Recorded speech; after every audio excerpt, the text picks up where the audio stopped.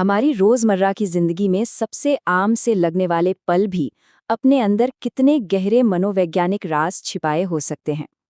आज हम एक कॉफी शॉप में होने वाली एक बहुत ही साधारण सी मुलाकात को परत दर परत खोलेंगे और देखेंगे कि इसके पीछे कौन सी शक्तिशाली साइकोलॉजिकल फोर्सेस काम कर रही थी। तो चलिए शुरू करते हैं। जरा सोचिए, क्या हो अगर हमारी हर बातचीत, हर मुलाकात एक छिपी हुई एक अदृश्य स्क्रिप्ट पर चलती हो। एक ऐसी स्क्रिप्ट जिसे हम जानते तो नहीं पर उसे निभाते रोज हैं। आज हम इसी छिपी हुई स्क्रिप्ट को सामने लाने वाले हैं। तो कहानी शुरू होती है एक शांत से कैफे से। हमारा मेन कैरेक्टर है अर्जुन, जो वहां अकेला बैठा है।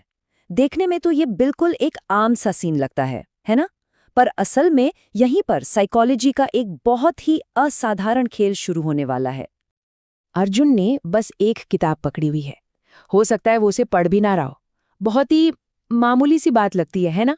पर उसे खुद इस बात का जरा भी अंदाजा नहीं है कि सिर्फ वो एक किताब उसके आसपास के लोगों के दिमाग पर एक बहुत ही खास असर डाल रही है। और यहीं पर हमारा पहला साइकोलॉजिकल कॉन्सेप्ट सामने आता है, हेलो इफेक्ट। ये आप कह सकते हैं एक तरह का दिमागी शॉर्टकट है। मतलब जब हम किसी इंसान में एक अच्छी क्वालिटी देखते हैं तो हम मान लेते हैं कि उसमें बाकी सब कुछ भी अच्छा ही होगा। अर्जुन के हाथ में किताब होना बस यही वो पॉजिटिव सिग्नल था। और कमाल की बात यह है कि इस हेलो इफेक्ट का असर मापा भी जा सकता है।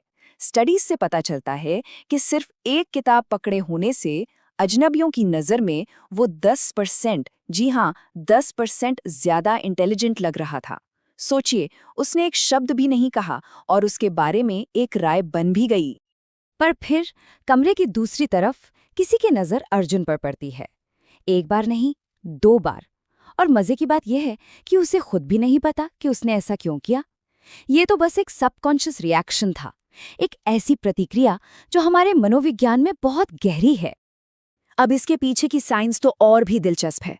होता क्या है कि जब हम किसी से आई कांटेक्ट करते हैं तो हमारा दिमाग ऑक्सीटोसिन नाम का एक हार्मोन छोड़ता है। इसे बॉन्डिंग हार्मोन भी कहते हैं। क्यों?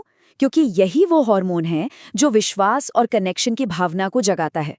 तो बस एक नज़र ने उनके बीच एक न्यूरोकेमिकल कनेक्शन शुरू कर दिया। लेकिन बाहर से तो अर्जुन शांत दिख रहा था, पर अंदर एक अलग ही कहानी चल रही थी। असल में वो घबराया हुआ था। उसके दिमाग का एक हिस्सा, जिसे एमिगडाला कहते हैं, वो एकदम एक्टिव हो गया था।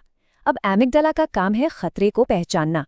पर मज़ेदार बात यह है कि ये सोशल फियर और असली फिजिकल डेंजर के बीच फर्क ही नहीं कर पाता। बस इसीलिए दिल की धड़कन तेज हो जाती है।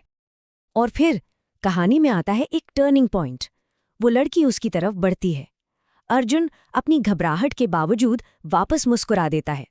ये एक बहुत छोटा सा एक्शन है, पर यह सब कुछ बदलने वाला है। तो ऐसा हुआ कैसे? इसे कहते हैं फेशियल फीडबैक हाइपोथेसिस।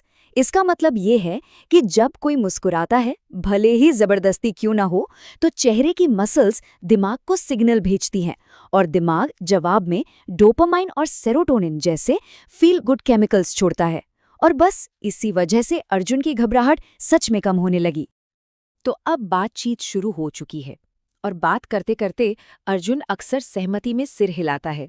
ये एक और छोटा सा, लगभग अननोटिसेबल इशारा है, पर इसका असर बहुत बहुत बड़ा है।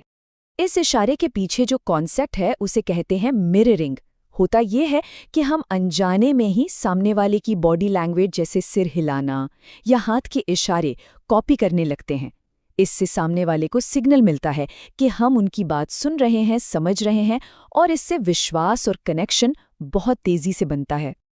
तो इन सभी छोटे छोटे साइकोलॉजिकल सिग्नल्स की वजह से उनकी बातचीत अब छोटी मोटी बातों से आगे बढ़कर ज़्यादा गहरी हो जाती है और बहुत जल्द वो दोनों एक दूसरे को अपनी पर्सनल स्टोरीज और एक्सपीरियंस बताने लगते हैं।